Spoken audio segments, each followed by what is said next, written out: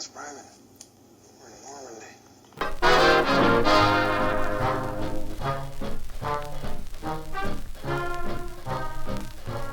Thanks for checking in here at the We're Not Lost Private podcast.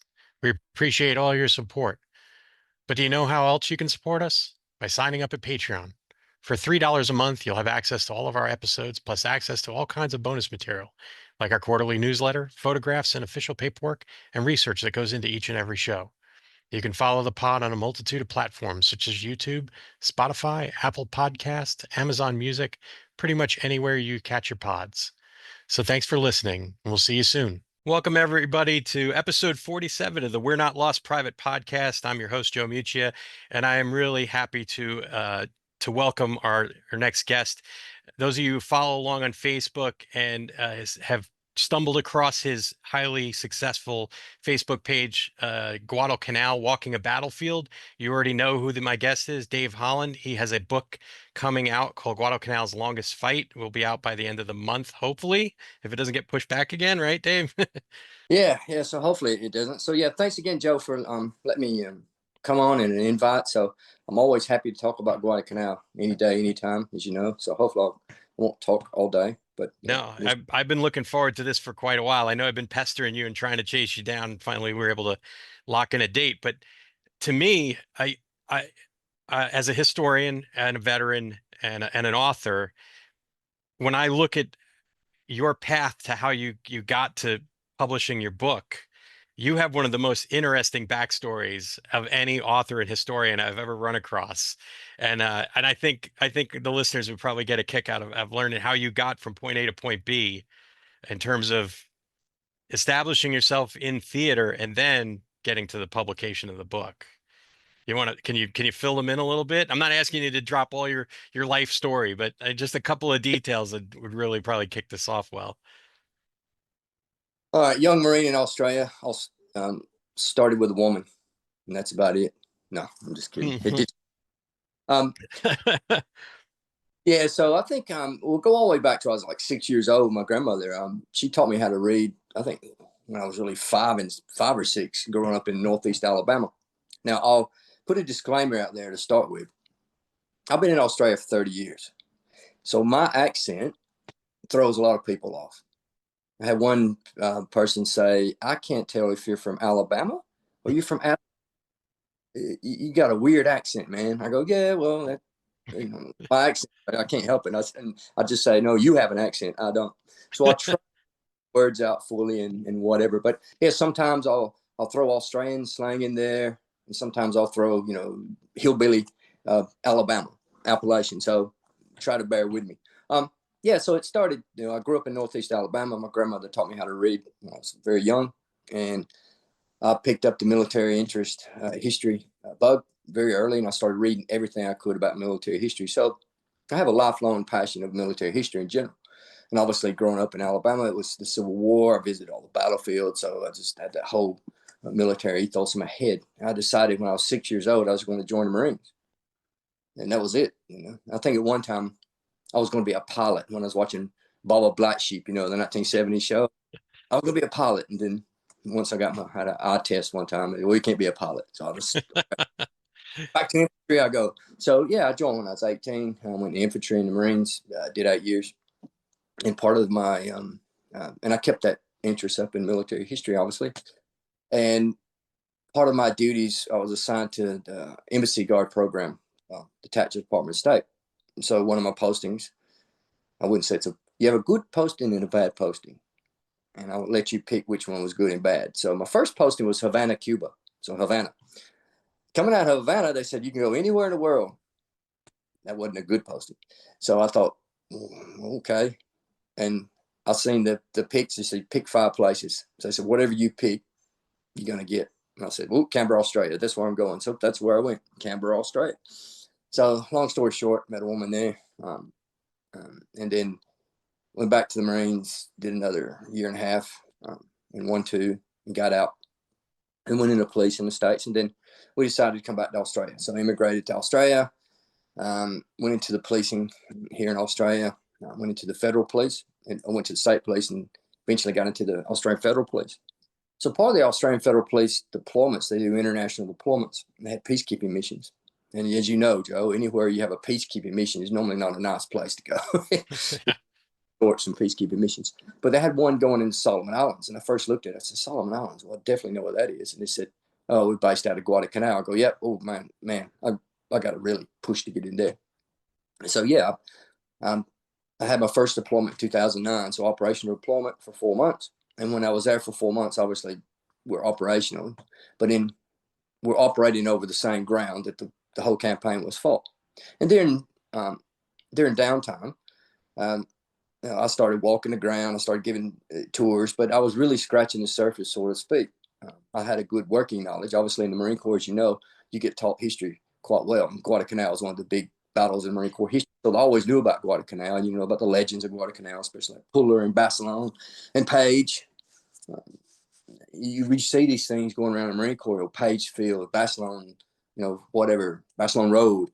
We used to drive it all the time in Pendleton or Puller this. So you knew the legends. You walk around the legends.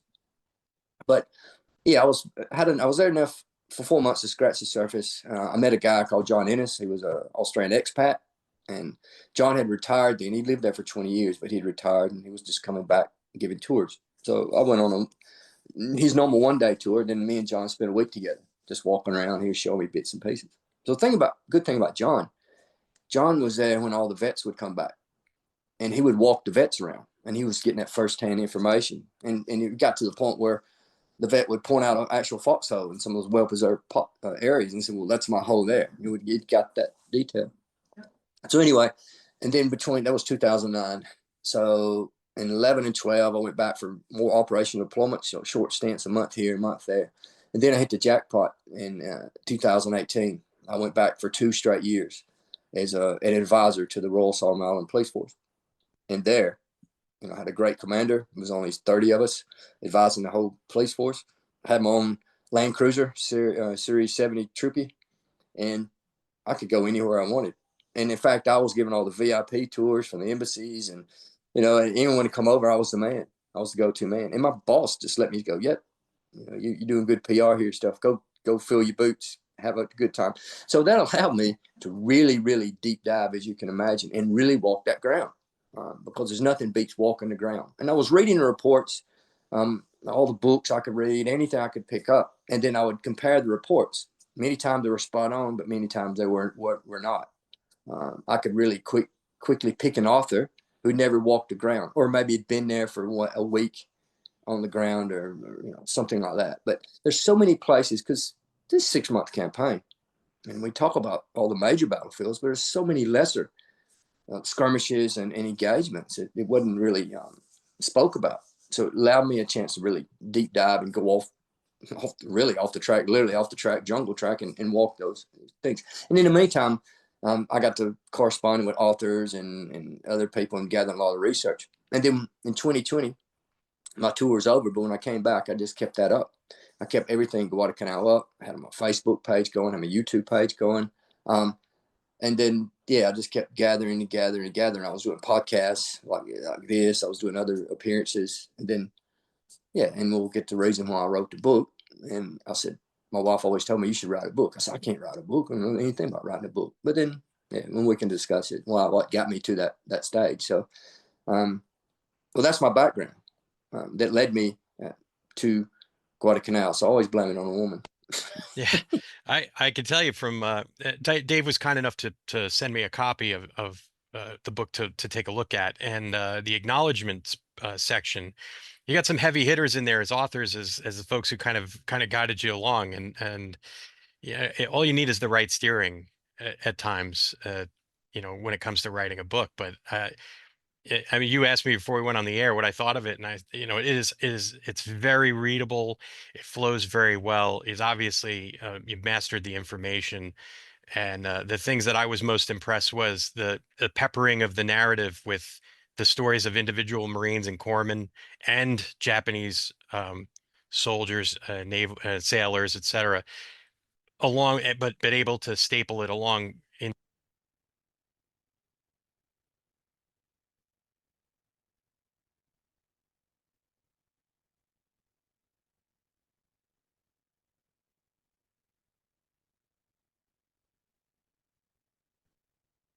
was that something you were able to, well, let me go back. I might have had a mute problem Yeah. here.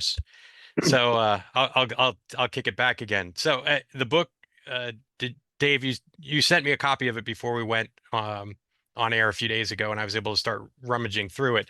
And you asked me what I thought of it, and I said it's highly readable. I really enjoyed how you were able to mesh the individual stories of Marines and corpsmen and Japanese soldiers and sailors into the story, uh, amongst the operational reporting, not just from the U.S. side, but the Japanese side as well. And to me, that makes it an even more valuable document, as a historical document, that you have both sides of the reporting. And we talked a little bit before we went on air, and I'm sure you're going to go into that. But you've decided to write the book. How did you work your way through the process? Before we get into it, because we got a big slideshow, and I know you said it's gonna take a little while, and I'll be glad to get to all that. But I'm interested in how you ended up pulling all your sources together and then start crafting the book. Yeah, I mean, with the slideshow, that's for us to talk about. I mean, I can always cut it short and let the readers hit the highlights, and they can finish more in a book. So yeah, like I said before, I'm an author. I've never written a book. I've written articles and stuff, and I passed my 12th grade English barely. So hey, I did the Marine Corps Institute Writing for Marines or whatever. I'm good. Yeah, I remember those Math for Marines. Good stuff. I think personal accounting. That was what was that? Personal accounting. Yeah, we Something. had to do the personal accounting, basically back in the day when checkbooks were a thing. Now Yeah. apparently they're not. We had to balance checkbooks. Yeah. Oh, okay. We digress. So, no.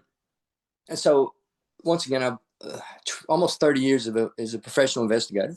I was a military history nut, well-read military history, and then I'd walked the ground. I knew a lot about Guadalcanal, and then my wife kept telling me, "You should write a book." I said, "Well, I don't have the skills." And then I started speaking to some other authors I know, and they said, "You should write a book." I said, "Well, I don't have the skills." And I told them that, and they go, "Well, yeah, you do have the skills."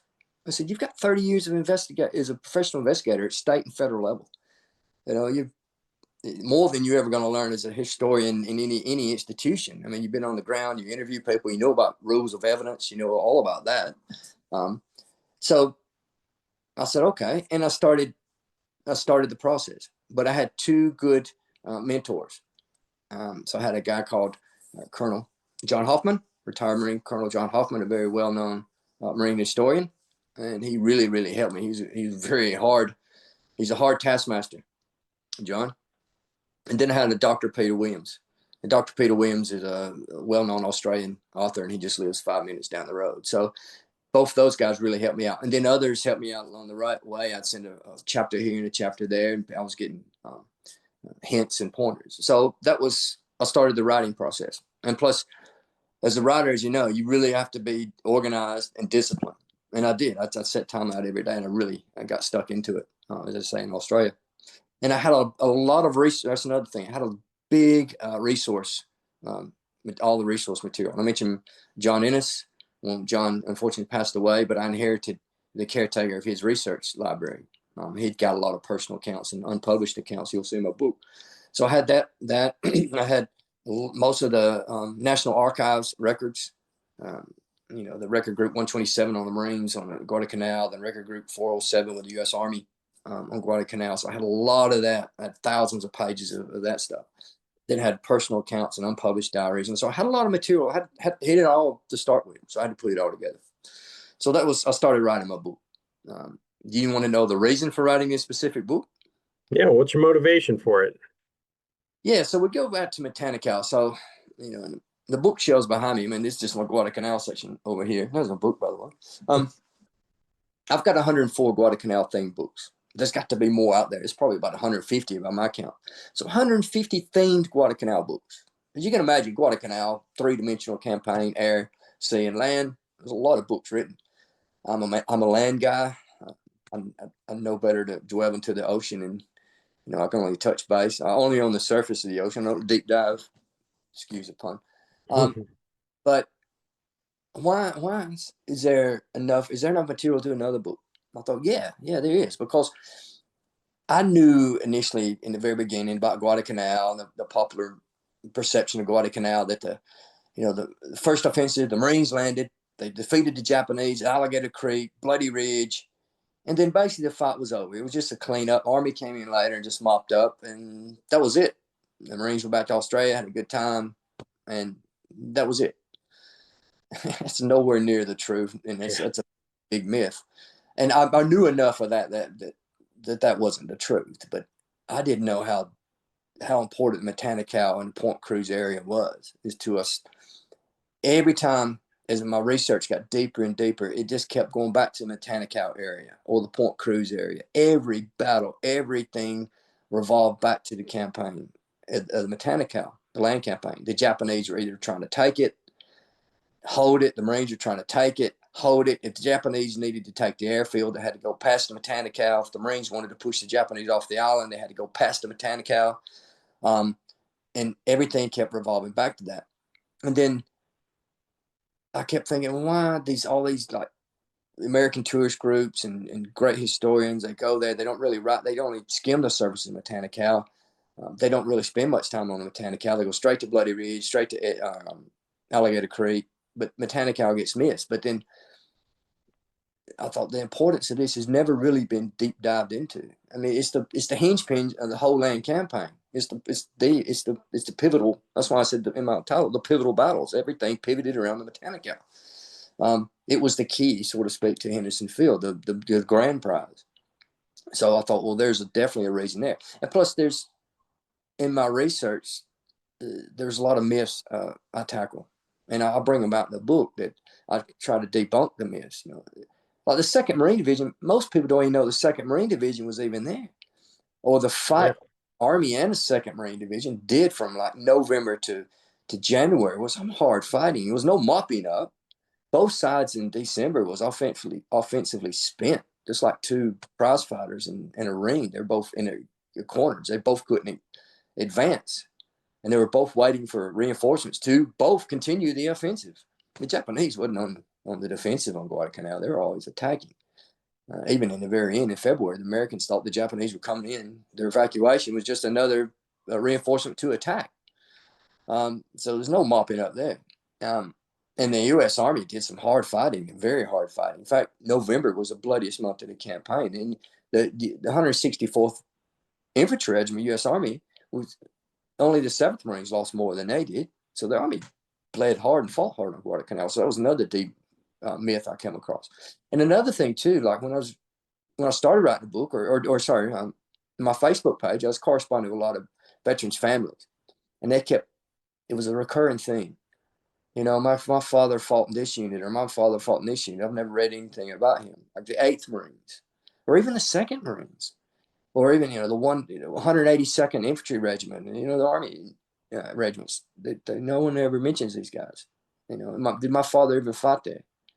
Yeah, he did, and that was something there too. So that was enough reasons for the book. And once again, like I said at the very beginning, when I'm walking around, I'm going, well, these books written before isn't correct, because I've actually debunked a lot of this, and the real truth needs to be, because a lot of these books were written years ago, and writing books, more information's come forth, and then once you tap into the Japanese records, it changes things a lot. As you study history, you got to study both sides. You just can't study one side.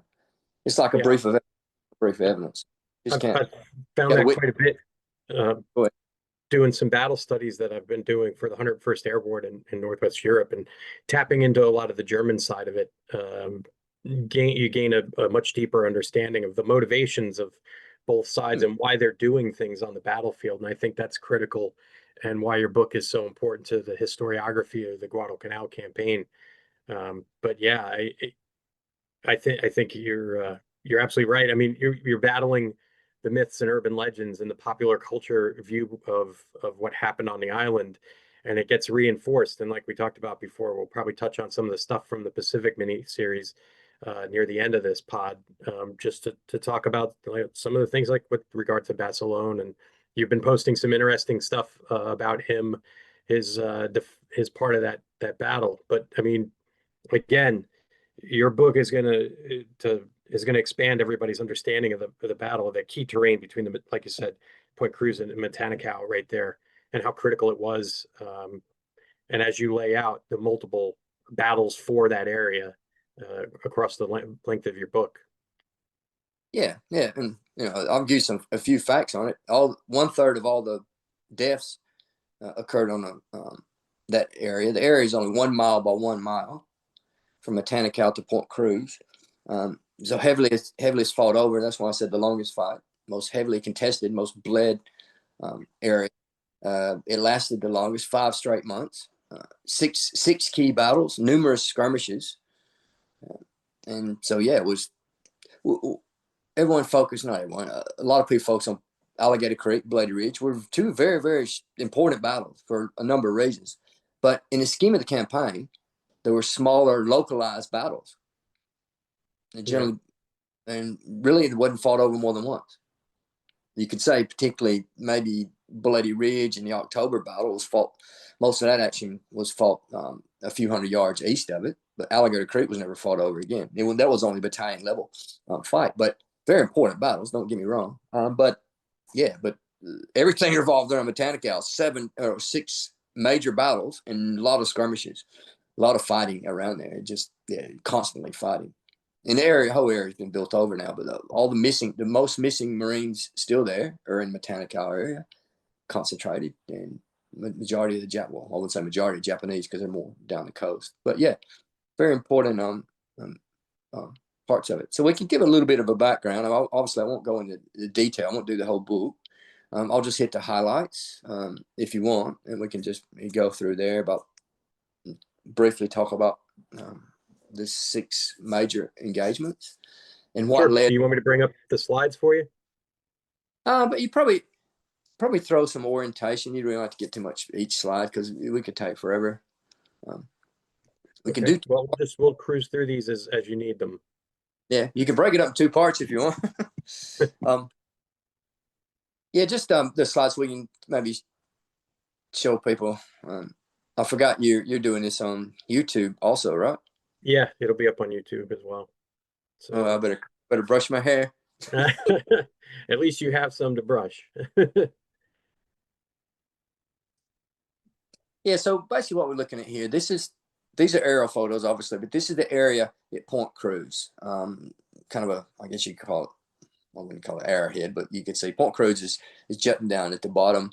So that's a Point Cruz area. To the left, a mile to the left will be the Matanicow River. So this is a very important place involved in the campaign, Point Cruz. I mean, we'll cover it a bit later, but there was 2 Medal of Honors earned just where I'm looking there. There's still about 60 Americans still missing just in that small area. If you go to Holland, which is the capital city of Solomon Islands or Guadalcanal, this is where all the tourist hotels are in this area. And what's ironic, a lot of the tourists go there, war tourists, by the way, and they go there and they want to go see Bloody Ridge and Alligator Creek and all the other areas, and they're in such a rush to get out of there, and they don't even realize they're sitting on the most contested fighting of the campaign, and there's potentially Americans dead underneath their feet. So that's pretty surreal. When I take tours over there, I'll talk about that. And we stay in some of those hotels, and I say, well, we may be out drinking a beer or whatever. I go, well, I'll tell the stories. And I said, well, these guys are right under their feet potentially. So, because you got to remember, in 1943, the area turned into a major logistical and training base. And the CBs and the engineers just concreted over everything very quickly to build a base. So they're still there. The infrastructure is still American built, so nothing's really been. They do find remains every once in a while, and they still have the DPAA teams out there looking. They're doing good work, but yeah. So that's what we're looking at there. Actually, my great uncle remains were just found off of Guadalcanal. His aircraft struck a tree or a branch or something as they were going to do in a nighttime interdiction, a Japanese shipping. He was I think it was B-25 squadron. Wow, I didn't know that. Jeez. Yeah, they just repatriated him a couple months back, actually. So was he an ex casualty? Like he was found already, or they actually found him? They actually found parts of his remains. Okay, because sometimes they're unknowns. The X's are unknowns, and they're buried in unknown graves, and DNA finds them later. But geez, that's great. Wow. I Yeah, didn't know. they've repatriated him to Hawaii, and they'll end up bringing him back. And I believe we have a family plot in Brooklyn. Wow, Going to end up in. That's great. Wow. Yeah. But We'll have to anyway, you want to move on to the next one? click the next one. Yeah, so this is one of the bunkers, Marine bunkers, 37 millimeter anti-tank gun. This is at the mouth of Matanical, and we'll discuss a bit later. The mouth of Matanical became this very strategic area. That was the only area you could really cross the river with heavy guns and tanks and trucks with the sandbar at the mouth of the river. So the Marines at this stage controlled the eastern side, because remember the airfield, the perimeters to the east. So yeah, they built these bunkers, and this actually covered the mouth of the river, pointing out. And the Japanese did have tanks, and we can discuss that a bit later. In a tank attack on 23rd of October, 42, and they tried to force the mouth, and the anti-tank guns are taking them out. So yeah, you can. That's a great picture. So yeah, so this is a good one. So this basically flips it back of what I was showing you a while ago. You got Point Cruz at the top there, and then the Matanic House to the right. So the right is the east, the left is the west, and obviously the top is north. So this is the area. This is the main area of fighting. And the Marines named each hill, as you can see there, 78, 84, 83. And it's not elevation. In those days, well, I won't say those days, they did name hills by elevations, but Marines being Marines, they just wanted to do something different. So starting at Edson's Ridge or Bloody Ridge, the first hill was Hill 1, and the next hill was Hill 2. So they did it that way, and they worked their way west, and each hill was named in number order.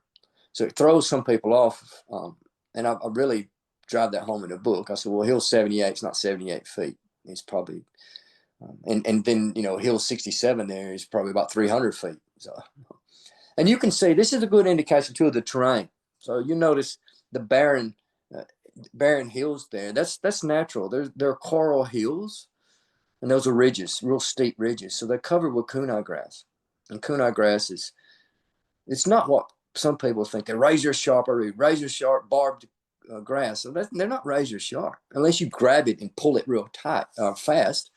They're generally soft. They flow in the wind, and you don't hang up on them. They're just nice and soft. But the kunai grass is thick, and it can grow up to overhead height.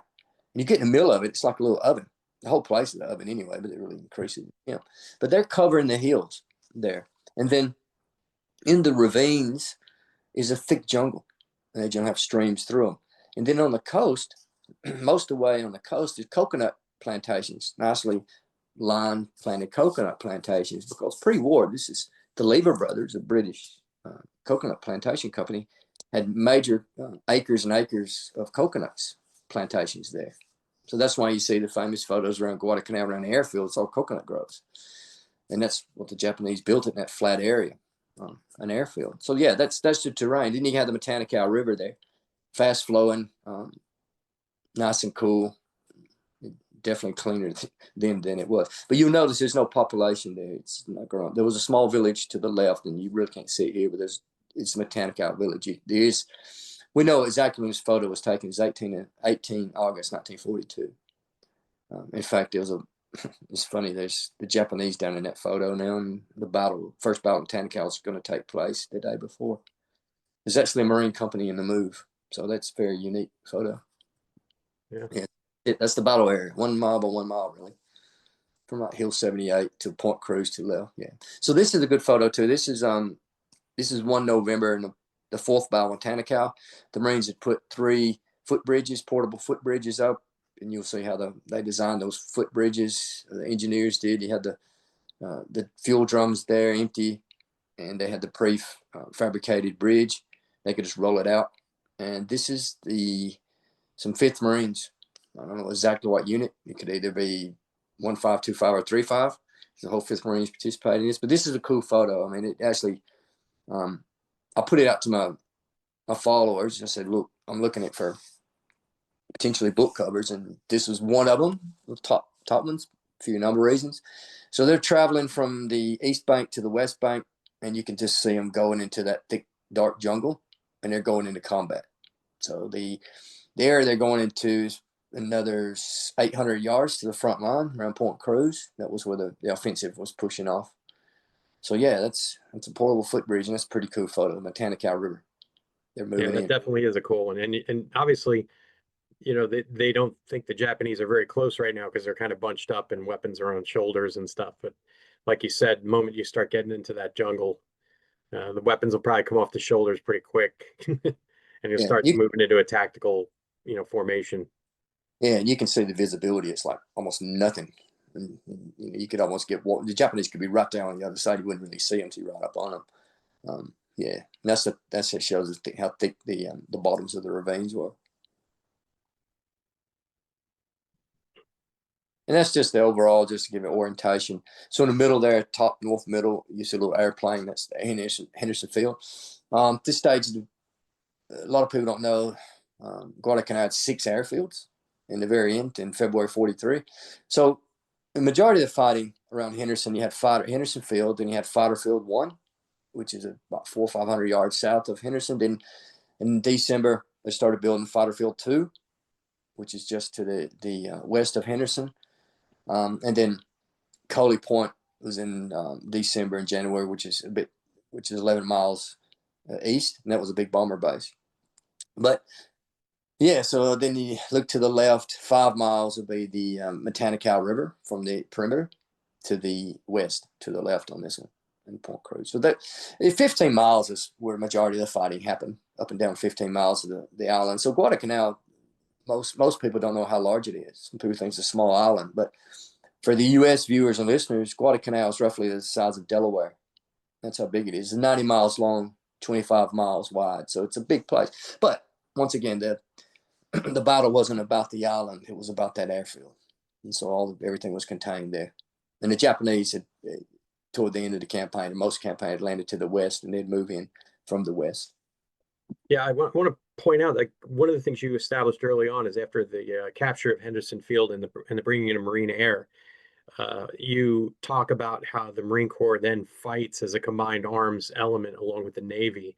And those initial skirmishes or the initial fights with the Japanese, they're not prepared to fight that kind of battle, and they get shot up pretty badly because the Marines are using every weapon at their disposal, including air and naval gunfire, and the Japanese are not really prepared for that kind of thing. Obviously, things change over the course of the entire length of the campaign, but I like the fact that you point out early on that the Marine Corps is using a combined arms team during the battle, and that's something that exists to this day. For the Marines that are watching and listening to this, you obviously know that, or some of the other folks might not know that. That's how we are trained to fight as a complete air, ground, and sea task force. Well, yeah, the 1st Marine Division, it was the first amphibious division in U.S. history. In fact, I argue in 1942 in August, it was the most powerful U.S. division apart from a tank division in the U.S. arsenal, because the Army has attachments with the Marines because it was an amphibious force designed to be all companies and have all its support unit and combined arms. Had a lot of integral units. I mean, just for example, it had 3 rifle regiments, had its own artillery regiment, reinforced artillery regiment. It had a special weapons regiment, which is more anti-aircraft and anti-tank. It had its own tank battalion, had its own raider battalion, had its own parachute battalion, which were attached, but they're internal. It had 2 engineer battalions, so it had an engineer battalion and a pioneer battalion, which acted as landing support. It had its own medical regiment or battalion. Yeah, so it was all encompassing. It was a pretty beefed up unit. TO strength was 19,500 men. So it was pretty good, packed a punch. As you know, it was designed to pack a punch to kick the door in and remain there.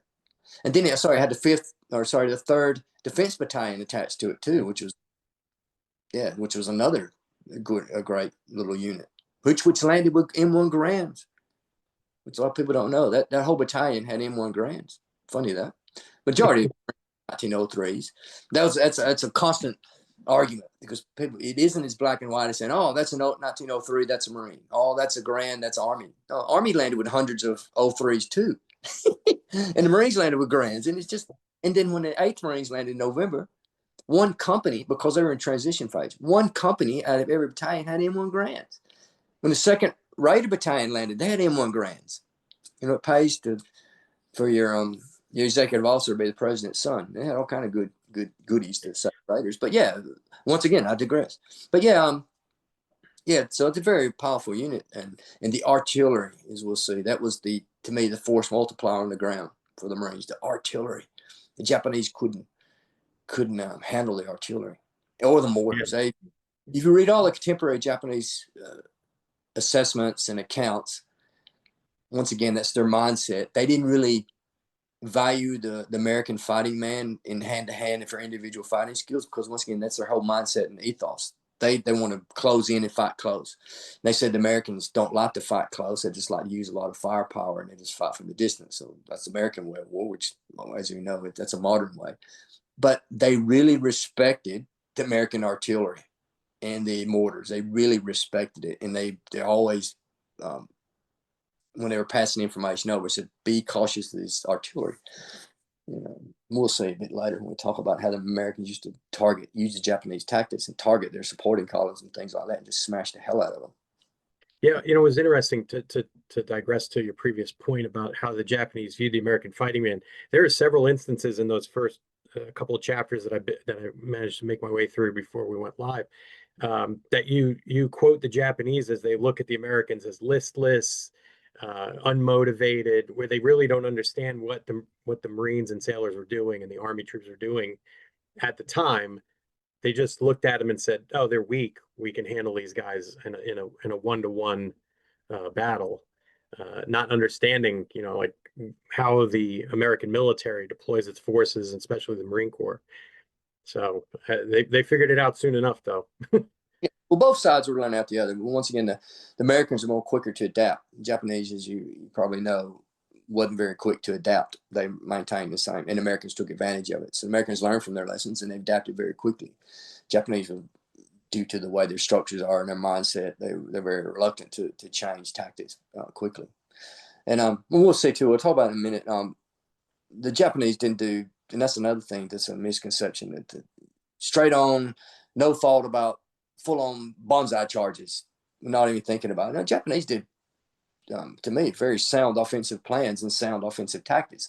And what's funny is the first 6 months of the war, Pacific War, you see the Allies praising the Japanese tactics and how great they were, and jungle fighters, and how their tactics are, you know, speed, shock and surprise, how well they worked. And all of a sudden, 7 months later, they just said, well, no, they're all bad tactics, and they just charge headlong into machine guns without thinking. No, that doesn't work, because the Japanese had offensive tactics and they tried it, and you'll see in my book.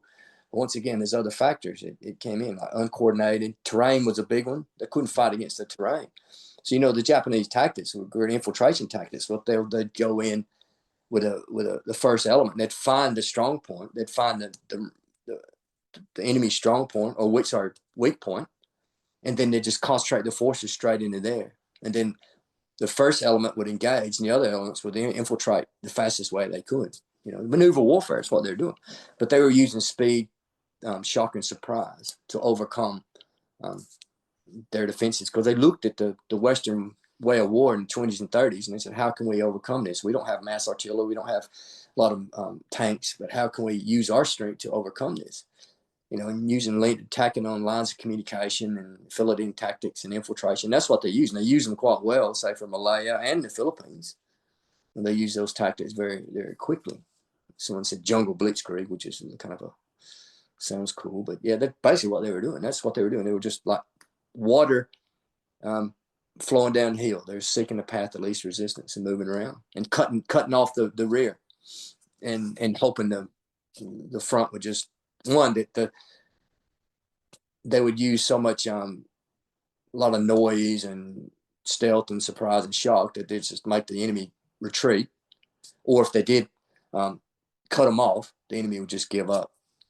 And then we'll see the tactics, the Marines, how they adapted to that, and what they didn't kind of give up. They just remained in place and continued fighting, even the Japanese were around them. And that was one of the tactics the Marines adopted. And they said, well, we'll just let the guys in the rear clean them up. and they told them, stay in your foxhole, stay in your holes. You know, if the Japanese get around you, no big deal. Just keep fighting. Someone would take care of those guys behind you. And that paid off quite well. So, once again, we don't have time to go over everything. I can talk about, we can't really speak about that. I will leave it here. We can't really speak about the whole prelude to the Guadalcanal campaign, but this is a great photo. And this really depicts what it was all about. All right. So this is the mouth of Matanical, left side's to the east and the right's to the west. And what I was talking about, those kunai grass hills, that's really depicted there. You can see in the background, that's all natural. It wasn't burned off. That's kunai grass. And the reason you don't find trees on it is they're coral. They're actually coral. You can dig down on the top. It's only inches down till you hit hard coral. It's a pain to dig in. But it's normally you might get a foot, maybe, if that, maybe 2 or 3 feet if on the sides. Of soil. So the trees really don't grow. Their roots can't grab into it. So that's why you have small trees and just grass growing on there. But in the thick there is the thick jungle. And that this photo really provides some teeth to the aerial photo from before, where you can kind of get an appreciation to the kunai grass covered hills in the background and how they actually have a really, they have a commanding view of areas. But when you have that dense jungle, that commanding view it kind of defeats it a little bit, right?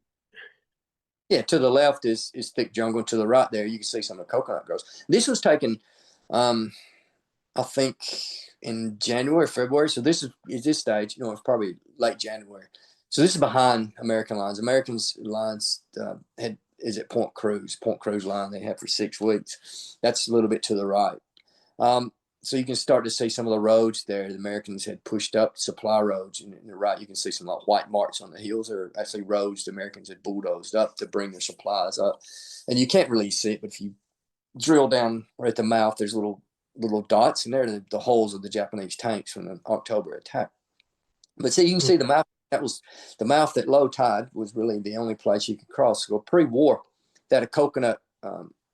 They had a coconut service road or government tracks, the only really cool official track. We'll talk about quite a bit in the book, the government road or the government track, or some of the Marines call them the coastal track.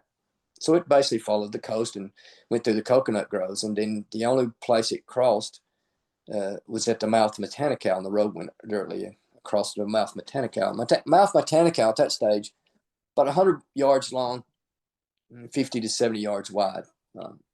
And then that was the only place you could bring heavy guns and tanks across. 2,000 yards upstream, there was a one-log bridge. But yeah, that was it until the Marines started building some permanent bridges, or the Americans started building some permanent bridges. So that was the whole key, that mouth of Matanical, right there. That's just another photo in colorized, which is Point Cruz again, but then it shows how the hills are. And that's facing back down to the coast west. So that line there, like I said, from November the 23rd until January the 17th, that was the front line of Guadalcanal. That was called the Point Cruz line.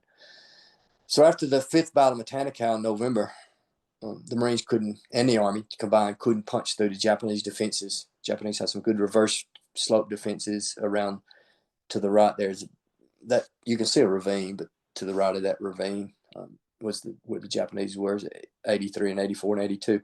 And that basically settled down to 6 weeks of no man's land. It looked just like World War I. No man's land, so you had trenches, bunkers, daily mortar and artillery duels. You had nighttime raids, machine gun bursts, sniping, all on that line for 6 weeks.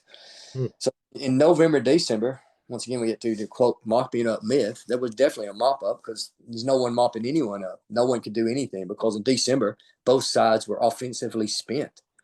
Both sides were waiting to go on the offense again, and they were just waiting for reinforcements.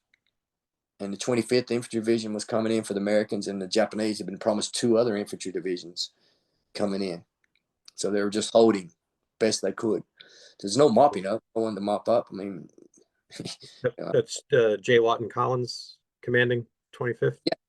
Yeah, the 25th. In fact, they were going to Australia, and then they did a bit of a deal with MacArthur, which is Millard Harmon, who was the American Army commander in the South Pacific. He said, look, these guys are spent. We need to get the 1st Marine Division out of there. We've got the Marical Division there in the Army, but we need to get the 1st Marine Division out. And Halsey was in command then. And they go, yeah. And then the only division they had was the 25th, and it was going to Australia. So they diverted them, and they went to New Caledonia first. And Halsey, Lawton Collins was called into Halsey's office and said, guess what? You're going to Guadalcanal. He goes, well, my ships are admin packed. We're going to Australia. And he goes, nah, you're going to, he said, okay, give me like 2 or 3 weeks. He goes, no, I'll give you like 3 days. So they sent them in, and they took that gamble that they were when combat packed. So they landed. Yeah. That's why you'll see some of the photos, especially the 35th engineer. 35th engineer? Yeah, 30. No. Anyway, you see some of the engineer battalions and some of the 35th infantry unit or regiment. They're landed in the blue denims, because you know the Army had the blue denims. Because I've got some color photos, and they're giving off the boat, and they're wearing the blue jeans, denim tops and denim bottoms. You know the work. I go, wow. And they're carrying, and the engineers are carrying 03 in Springfield. And in fact, there's one account, and I finally connected it. There was a Japanese account on the Gifu at Mount Austin, and he says, "Oh, this new unit replaced the other Army, and they're wearing blue uniforms." And I thought, well, that sounds a bit strange. And then I started saying, "Yeah, these are the blue denim uniforms." Yeah, anyway, yeah. So that's this is my favorite photo. We've colorized it too, but I don't like really colorizing photos. Sometimes it brings out details. This is a 37 millimeter anti-tank bunker on the mouth of Matanical. So this really shows what the Matanical looks like from the American view. So throughout the campaign, the Americans did charges across Matanical and was shot down, and the Japanese did charges across Matanical and was shot down. You know, during the second battle of Matanical, the famous Marine Chesty Puller was in temporary command of the 2nd Battalion, 5th Marines, sends them in 3 charges directly across the mouth of Matanical against fixed Japanese machine gun positions. And I call it reverse Alligator Creek. And we look at a Colonel Cheeky in Alligator Creek when he sends his men across.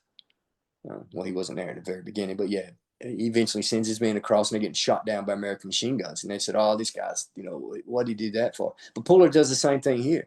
He sends 3 assaults across. And 2-5, if you ask any veterans of 2-5, they do not like Puller because he did that.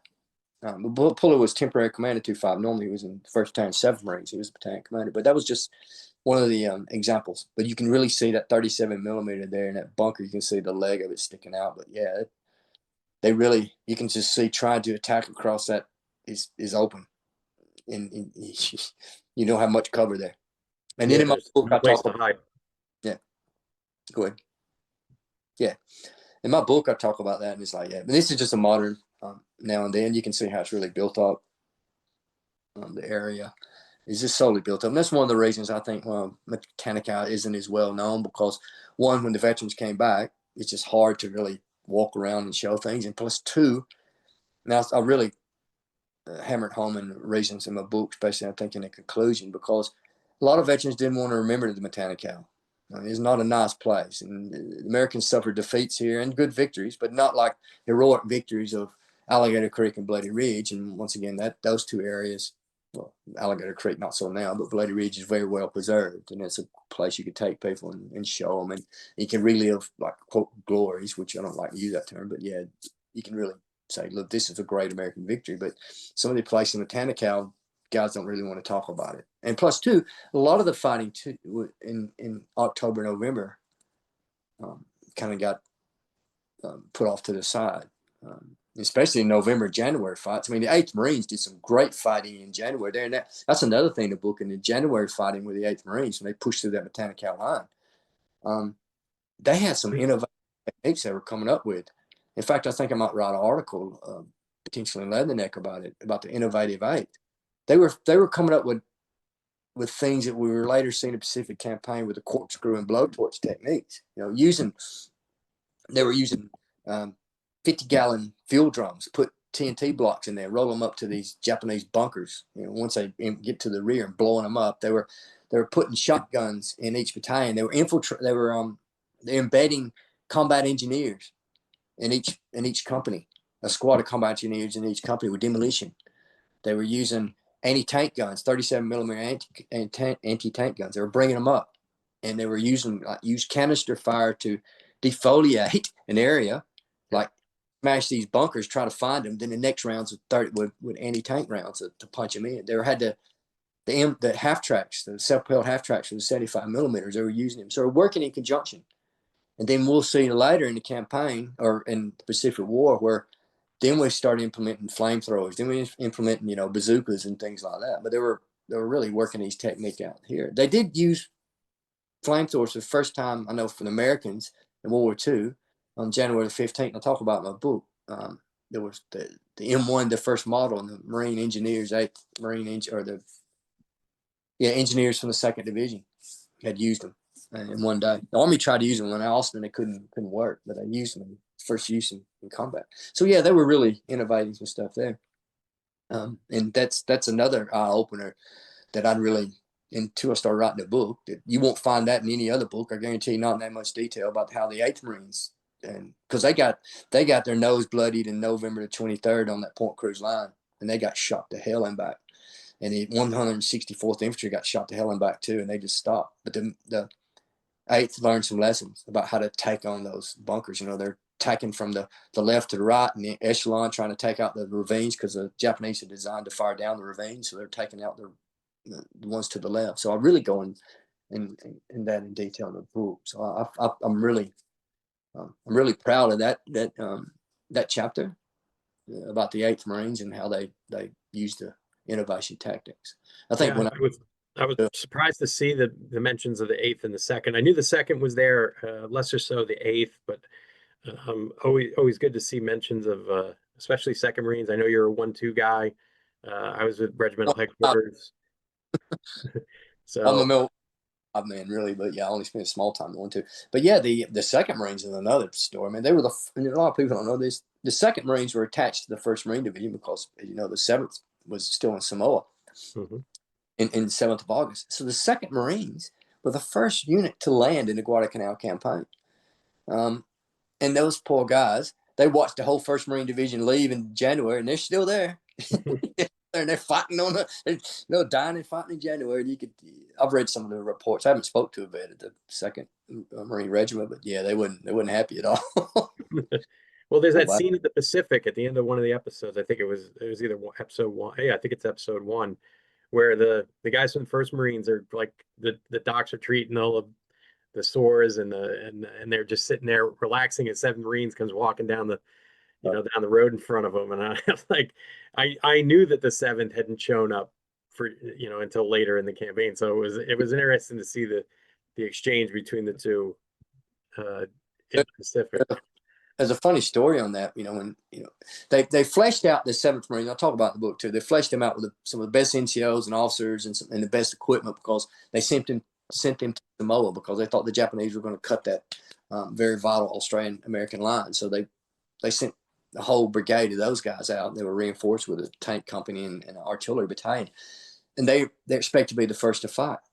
And you're looking at that regiment. You had H.H. Hannikin, you had Puller, you had Mitchell Page, you had John Basilone, you had Frisbee, you had a number of these real top-ended guys, and they were just chomping at the bit. You could just see, we thought we would be the first to fight. But then when they landed on the 18th of September, they came in, and obviously, Marines being Marines, they were just really joking with them and laughing at them.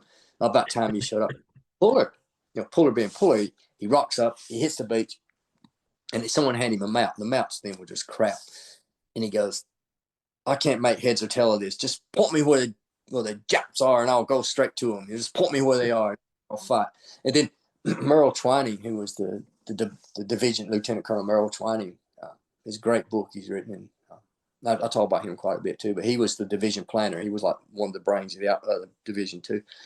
But he's standing there. He's an old friend of Puller, and he looks at Puller and starts laughing. He says, "It's about time you showed up, Louis. The fight's over." I started laughing at him. He's like, "Yeah, the hell, we all start laughing and shaking hands."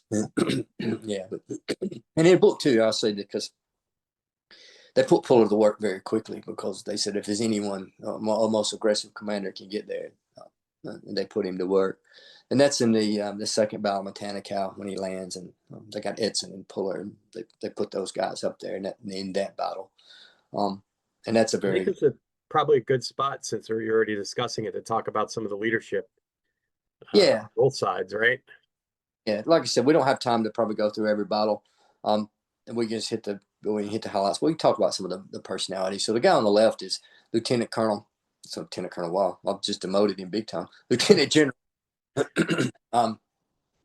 I'm bad with Japanese first names, but he's Lieutenant General Hayakatake.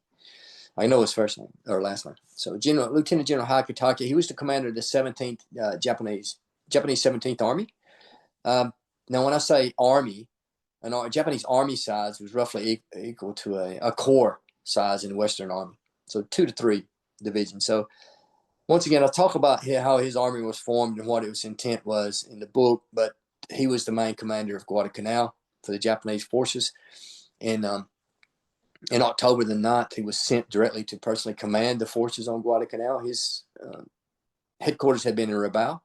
What's unique about him is he was also commanding the Papua New Guinea campaign with the Australians against Kokoda and all that. He was the commander of that too. So once he landed, he was landed in a place, and they put him in a place called Kukumbana, which is 8 miles from about 8 miles west of the perimeter, American perimeter. And he was basically in a jungle ravine, one of those covered jungle ravines, in a little hut, running both campaigns from that little jungle ravine. So he's running the Papua New Guinea campaign and the Guadalcanal campaign from there. He had a staff of something like, I think, 40 communicators and probably about 20 normal staff. So there wasn't many guys in there, and he was running both campaigns.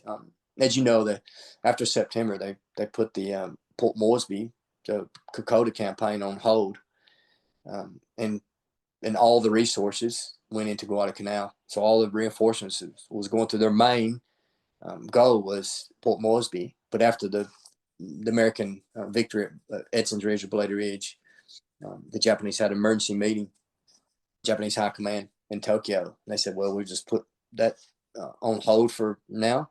And now Guadalcanal will be our main area, because Americans are obviously there to fight. They said this is where the Americans will fight us in the decisive battle, and this is where the American counterattack is coming in.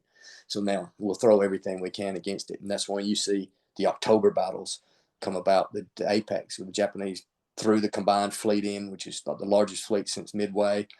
They threw a whole reinforced division in, and that was the whole key. So that was Hayakatake. The guys on the right, I thought I'd catch them all in one hit. So this is the 22nd of October. I know exactly what date this was, because the Commandant of the Marine Corps visited. So look on the left, that's Thomas Holcomb, Lieutenant General. He was the Commandant of the Marine Corps at the time. He'd come to visit. Guy in the middle is Colonel Merritt Redmite Edson, famous Marine Raider. He was the 5th Marine regimental commander at the time. Guy on the right was the Major General Alexander Vandergriff, 1st Marine Division commander, which is the right man for the right job. And they're on Edson's Ridge or Bloody Ridge, and Edson's actually pointing out the battle. The interesting point about this is leading to the Battle of Henderson Field in October. About 4,000 yards away is a whole Japanese division moving in, and they don't even know it. So 4,000 yards away, probably pointing in that area they're at, and they have no clue that the Japanese are moving into the thick jungle, which it goes back to the Battle of Henderson Field on October, the apex.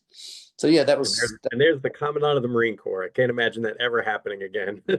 Yeah, he's there. He's there. Imagine one mortar hit there. That kind of ruined it for everyone's day. Yeah, no kidding. But I'll talk about Vandergriff real quick, because we may not get a chance to talk about it. So Vandergriff, he recognized.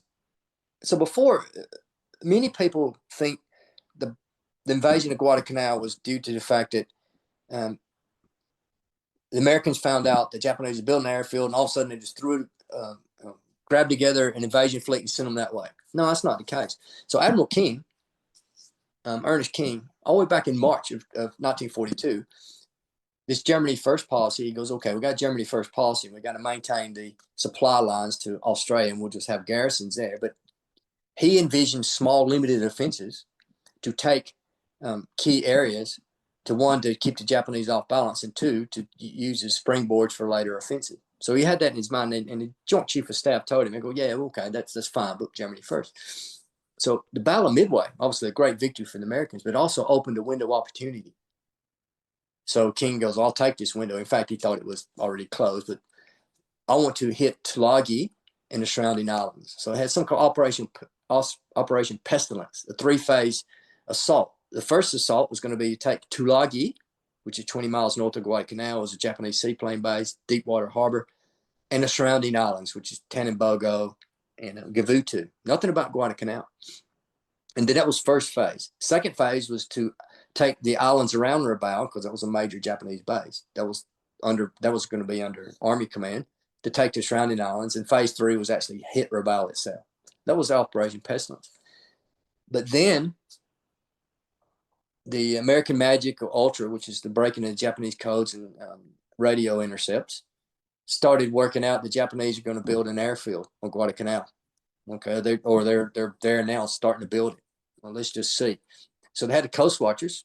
They had 4 Coast Watchers on Guadalcanal. So they said, "Coast Watchers, go have a look." And then they had B-17 flights flying from Australia and Espiritu Santo, New Hebrides or Vanuatu. So they flew over and they said, "Oh, okay, we got an airfield here."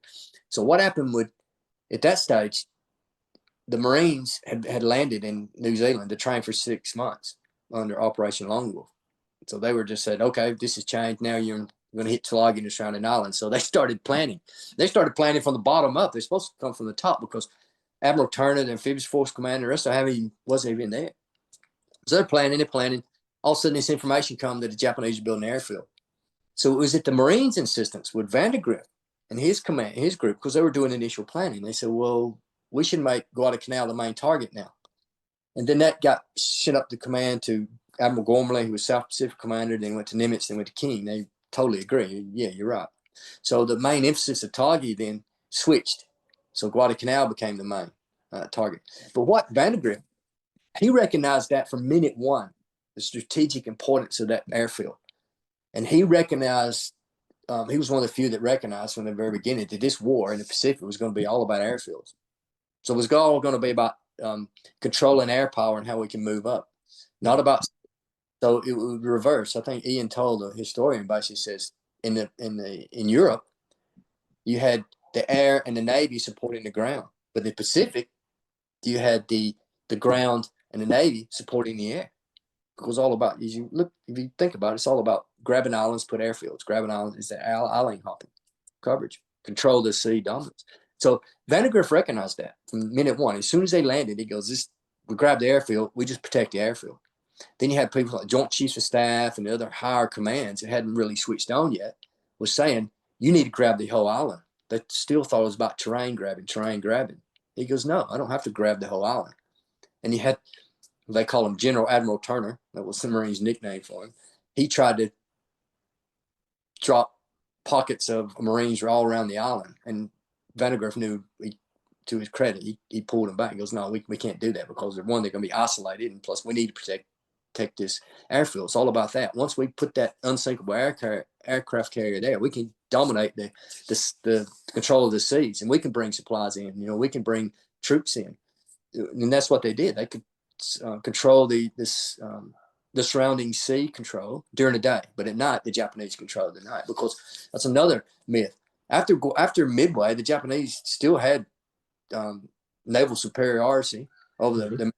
And they still was on the offensive. I mean, anyone says that they went on the defensive after Midway don't really need to do some more research, because they were still on the offensive on Guadalcanal, and they're still on the offensive in New Guinea, and they wasn't giving up. And then you look at the massive naval battles around Guadalcanal and American defeats, and it was some pretty, probably most intensive surface in world history fights there. It's just crazy. Yeah, and it's incremental attrition of the Japanese forces by then, later on, because then you have like Leyte Gulf and you have Great Marianas Turkey Shoot. You're taking out like all of their air, and then their surface fleet you're starting to work out too. I mean, it like you said, you have to understand that the campaign difference between the PTO and the ETO and how they view tactics and how to advance. Like you said, it's all about air at this point, because you need to get within range of the home islands to be able to have the effect you want to have. So they have to have this, and they recognize it. Vandegrift recognizes it. I need the airfield. I don't need the whole island. Yeah, yeah. And then the Americans, once again, yes, the Japanese supply and logistics wasn't that great, but they had the supplies in Rabaul. They had the supplies, but they just couldn't get them to the island, because to get a massive amount of supplies to the island required transport ships. And transport ships couldn't load and unload at night because they're too slow. So they would be there in the day when the air was there. The American air power would just sink them. That's why the Japanese started running these fast destroyers at night. Tokyo Express, they could get in and get out before the American air power daylight came. They're like little vampires, I guess. They could get in and get out, but they, once again, they could carry a limited amount of troops, maybe 100 each time, maybe 150, and maybe 20 or 30 tons of supplies. So not enough. So that's why the whole thing about, and we can talk about the importance of well, we can't talk about every battle, but I'll just bring it now. It brings up the point, bit of a segue. The whole importance of the mouth of Matanikau. So the Japanese plan, after they were defeated in September at the Battle of Bloody Ridge, they'd moved back, dug in around the Matanikau. The Marines said, okay, we'll push these Japanese out. So even the Marines had defensive perimeter. Vandegrift still wanted to do limited offensives to push the Japanese way past Matanikau to give a bit of breathing room for his perimeter. Plus, he wanted to keep the Japanese off balance with that active defense, he used to call it. And plus, he wanted to put the Marines out patrolling and get them out and about. Didn't want to get them behind, staying behind barbed wire mentality, they call it. So after they'd pushed the Japanese, they wanted to push the Japanese back in the battle of the second battle of Matanikau. So the Marines tried, and you'll see in the book, they suffered a defeat. They got a bloody nose, and I call it they got a reality check, because here you had Edson, Puller, you had the 1st Raiders, you had 2nd Battalion, 5th Marines, and the 1st Battalion, 7th Marines. 3 of the best units with some of the best commanders. And then in the book, you'll see the reasons why. But then it leads us to the Battle of 4th Matanikau. It leads to the Battle of 3rd Matanikau. 10 days later, where Vandegrift says, look, I'm going to go back with everything I have, and we're going to plan this and do it properly. And then that's when they hit the Japanese, and the Japanese were actually doing an offensive. So 2 offensive on the same day, but the Marines beat them to the punch. Do you want me to bring up the slides for the 3rd battle if you want to go through those? 3rd battle, but they beat them to the punch. And to me, this is the most pivotal battle, most important land battle of the campaign. So what you see here, so 27th of September, or between 24th and 27th September, second battle of Matanikau was fought. Marines lost. So 10 days later, they came back from the 7th and 9th of October. So the Japanese had started landing their 2nd Infantry Division, and they were going to use those guys to do the counterattack. But what the Japanese wanted to do under Operation X, this was the big counterattack. So when I said Yamamoto was going to send a combined fleet down, try to draw the American fleet out, they were going to do a massive amount of airstrikes. They were going to use a nighttime bombardment by battleships. They were going to try to, their goal was to suppress the airfield, not to destroy it, because they wanted to take it over. They had follow-on forces they had ready to go in ships, and they wanted to suppress the airfield. And the reason they wanted to suppress the airfield, they had fast transports, they called them. They fast transports, but they were still transport ships. And they had, on the transports, had heavy artillery, tanks, more troops, heaps of supplies. So what they were going to do is they were going to suppress that airfield enough to allow those supply ships to come in during the day and offload. That way they have everything ready to go and have a mass offensive.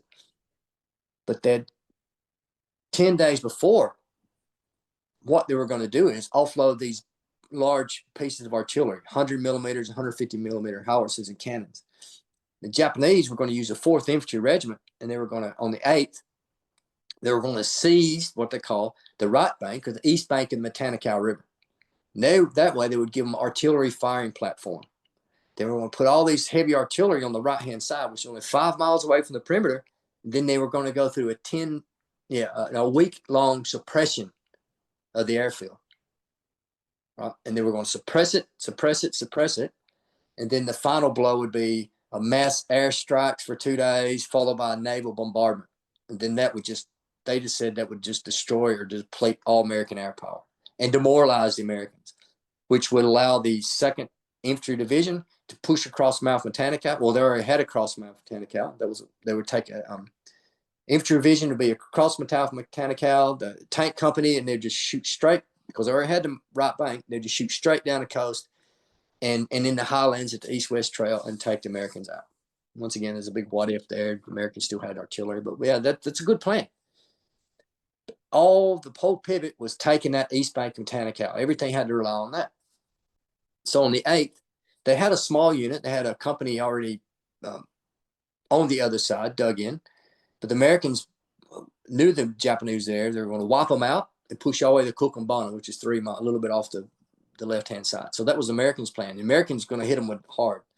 Send a whole battalion, the 5th Marines, with 2.5 and 1.5. 2.5 and 3.5. And then they were going to take the 7th Marines with the 7th with 1.7, 2.7, and 3.2, 3rd Battalion, 2nd Marines, and the Whaling Group, which is about 100 scout snipers under my favorite. You'll see him in the book. I talk about him all the time. Bill Whaling, Wild Bill Whaling.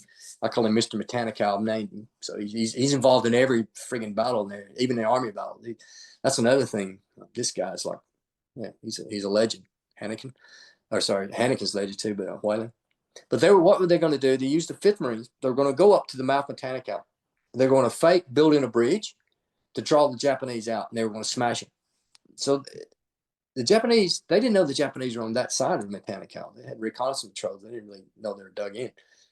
And then if they would, they were going to push across the mouth. If not, they were going to use the 5th Marines in a holding action to hold the Japanese at the mouth, while the 7th Marines and 3.2 under Whaling was going to cross 2,000 yards upstream at the one log bridge. And then you'll see there each ridge, they were going to use each battalion and shoot down each ridge and then trap the Japanese at the mouth and cut them off. So, yeah, that basically how that battle folded. So rain came in, and I'll cut a long story short. They beat the Japanese to the punch. The Japanese tried to attack. And they were just so, you were reading the book, how they're so disorientated. The command structure fell apart. They didn't know. They had thousands of Marines streaming across the river at them. So they just kind of fell apart. So what that battle did, though, it denied the Japanese the right bank of the Matanicau. So after that, Vandegrift, even though he was putting the integrity of the airfield, that was number one, he left 2 battalions on the mouth of Matanicau because he said, I can't choose not to because it's so strategically important. In fact, the rest of the staff said Vandegrift had a obsession with the Matanicau, Mount Matanicau. It was like, because they knew it was so important. But what this battle did, remember the Japanese plan, they'd already planned to take the right-hand side. And they were going to do their artillery and smash the airfield. That threw a big wrench in their gears. It threw, I think Twining said this battle made the Japanese plans go awry. And then the Japanese Lieutenant General, the Chief of Staff of the whole Japanese High Command in Tokyo, said not taking the right bank denied that it really I think how to say impacted the campaign for the rest of the campaign, because now the Japanese had to attack across the mouth, even get to the jumping off point. And the artillery, more important, they had to fire the artillery back from Cucamonga, which is a 10-mile range. 10 miles. They could hit the airfield, and they did. They started hitting the airfield on 13 October. But, and I've got a good account, and I've included in a book, by a Japanese battery commander of 150 millimeter. He said they fired about 70 to 80 rounds because they were firing at their maximum distance. They had to use a max amount of powder. And because of that was weakening the breeches. And it put cracks in the breeches or something. I forgot how he said, but it basically damaged their guns enough that they only could fire 70, 80 rounds, and the guns are gone because they're firing at max range all the time. So that really impacted the Japanese. But the most important thing, then the Japanese had to come up with another plan. So they put their heads together. They said, this is what we'll do. They went up to Mount Austin, and they could observe the Marine perimeter. And they said, well, we think we can go around them and go up the river and hit them from the south. And we'll build us a, quote, jungle road. And that's the Murayama Road. And they went south with 15 miles track. It was only 5 miles by crow flies, but basically 15 miles had to go through the thick jungle. And that depleted them so much for the Battle of Henderson Field when they come up and hit those, when I said those 6,000 Japanese in the jungle, they were so depleted. And that's what the Marines were counting on, attrition, any attack that would treat a force. And I'll talk about that too, about the hell of the terrain. I treated them and things like that. But yeah, and then it goes to the Battle of Henderson Field with the Japanese were going to do a diversionary attack across the mouth of the tanks, because that's what the Marines said. The Japanese attack, they'll come across the mouth. And those 2 battalions that left there, 3-1 and 3-7, dug in on the mouth of Matanical, and that became the most heavily fortified Marine position during the campaign, or American position during the whole campaign. So on the mouth of Matanical, they built, they had bunkers. So this is planning. This is some planning stages. So this is planning for the 3rd Battle of Matanical, which is a great photo. You'll see Mr. Matanical himself, my man. He's squatting, whaling. He's squatting there. He's looking at us. Well, not looking at us, but he's squatting, facing the camera, and he's looking at the map. The guy pointing to the map with his back to us on the chair is Colonel Jerry Thomas, and he was the chief of staff. I call him the brains of the division. He basically ran the show. He was Vandegrift's obviously good, but he deferred a lot to Thomas. Good thing about Vandegrift, great commander. He picked a great staff, and obviously every time you see good commanders, they have good staff. And then the guy sitting on the steps with a cigarette looking down is Merrill Twining. So he was the operations officer, the planning officer. And the guy in the back with the long pipe, that's Sims. He's the commander of the 7th Marines. The 2 guys on the right I haven't identified yet. I'm pretty sure might know who they were, but the other guy standing in the very rear is he's a captain in the planning team too. Forgot his name, but yeah. So they're planning with their Mount 104 there on the ground. So yeah, whaling. When I was reading your descriptions of whaling, I kept thinking like Ernest Hemingway type of guy. Oh yeah, he's a great guy. I mean, the readers are looking into. He's like the sergeant World War I. In fact, both of Thomas and Whaler were both sergeants in World War I. They're battlefield commissions. They fought Belleau Wood, Soissons, all that good stuff, and they're both wounded. Battlefield commission, and then whaling was like the top shooter in the friggin' Marine Corps. I mean, he was an Olympic shooter. He was an Olympic shooter. He was always involved in the shooting teams. Avid hunter, real outdoorsman. And yeah, he wasn't a great administrator. That's why he lost his executive officer to 5th Marines, because they didn't send him back. He volunteered. He goes, and the patrolling skills of the division, you'll see how the division was very green, and their patrolling skills. And he said, well, I got an idea. I'll form a whaling group of, quote, scout snipers. And he basically formed the battalion, what we know as battalion reconnaissance. This is the beginning of battalion reconnaissance in the infantry battalions. His 100-man scout sniper group. So he had a core group. They train them. And a lot of times they train out in the field, on the go, on your job training. And then what he would do then, he would rotate these guys back to their units, and they would spread that knowledge. And the patrolling skills of the division started improving quite dramatically. But he had that same core group. So I really, if someone gave me a wish, I would really want to find out more about this group, because they were farmed out from their parent units. They don't have a muster roll.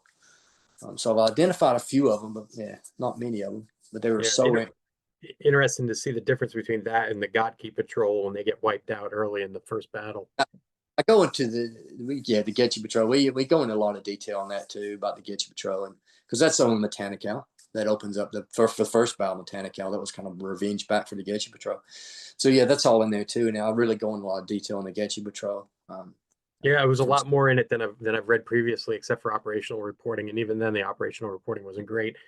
And the only reason I read about it was because we had the field at Lejeune was named after him, and I always wondered who he was. So that's right. I didn't think about that. Yeah, Getchie. He was a good guy too, and I talked about him too. He was he should have been a professional football player. He was actually offered a contract from the Giants. He was a big fella, Getchie. He was the highest ranking officer, colonel, killed in Americans in your campaign. So yeah, it goes. Then once again, Go ahead. Sorry, Dave. Did you want to talk about the fourth battle, or did you want to talk about the Battle of Henderson Field? I know we're running long here, and I want to be respectful of your time. Yeah, well, once again, the fourth battle of Mechanical was more of a once they defeated the Japanese at Battle of Henderson Field. We won't talk about Henderson Field, but Battle of Henderson Field, when that diversionary attack I was saying, that petered out. The attack across Mechanical with the tanks, 23rd, there was 9 tanks that attacked across. 1 made it. And I really go into detail there. I was about how PFC Joseph Champagne put a hand grenade in the dolly wheel, blow the dolly wheel off, and had a 57 millimeter half track. It backed up at night and fired a few rounds point blank into that tank.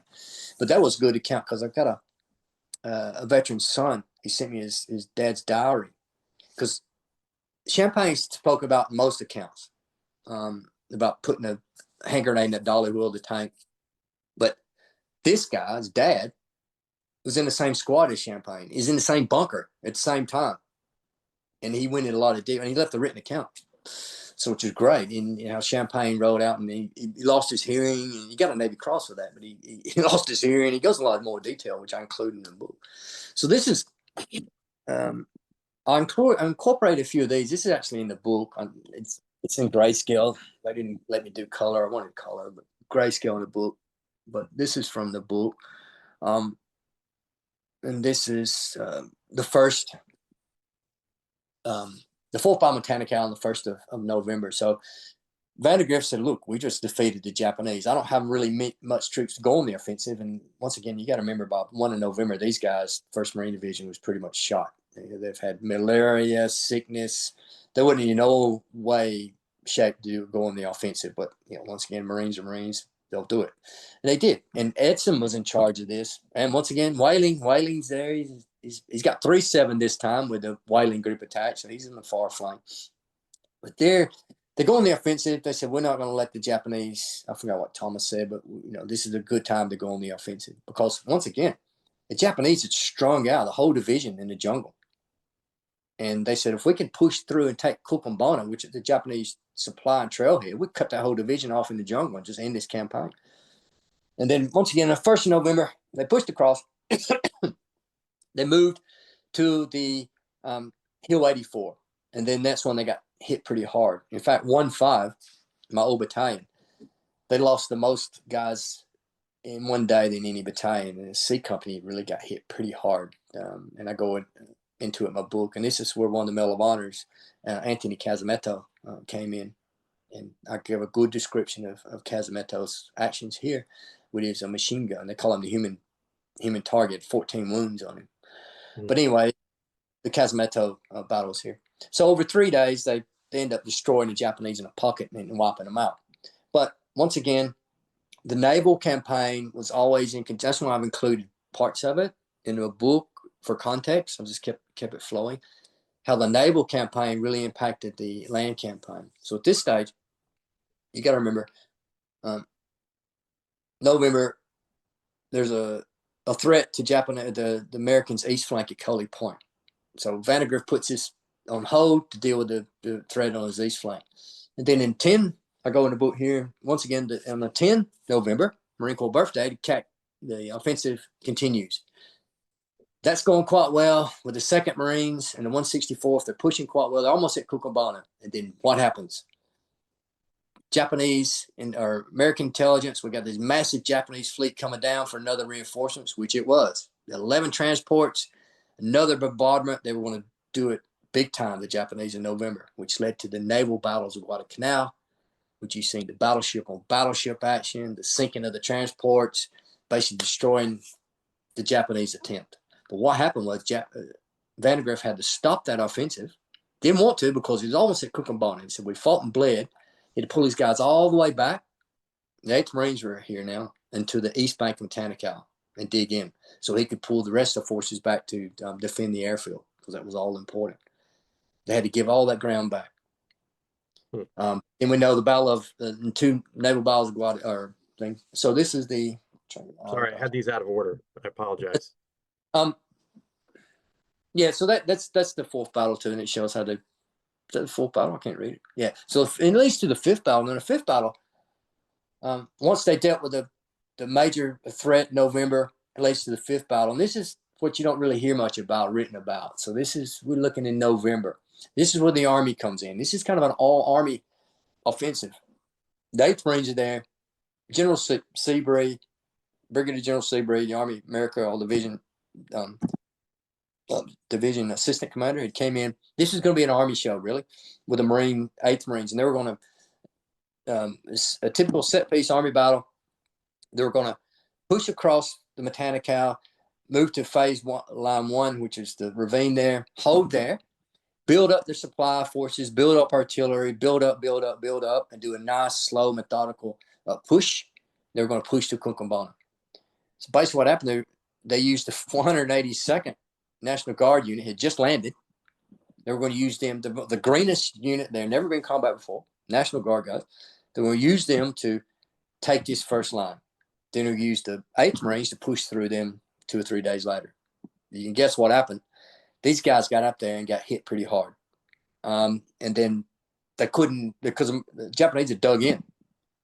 And they didn't dig in on the river because they said if we dig anything on the river, the Americans are going to smash us artillery. So they put dummy positions there and some covering forces. So they had a nice defensive there on that line, on the Point Cruz line. So yeah, they stopped the Army in their tracks. So they sent the 164th up, infantry, who had been fighting hard, and they weren't too impressed. They said, "Oh, we got to bail these Massachusetts National Guard guys out." So they went up there and they got bled white on that line. They lost the most guys in the campaign on that line. They couldn't push past it either.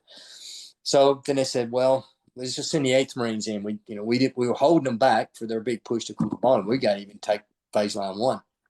So on the 23rd, they pushed the 8th Marines in there, and 8th Marines come out. "Oh, we're Marines. We'll get this done."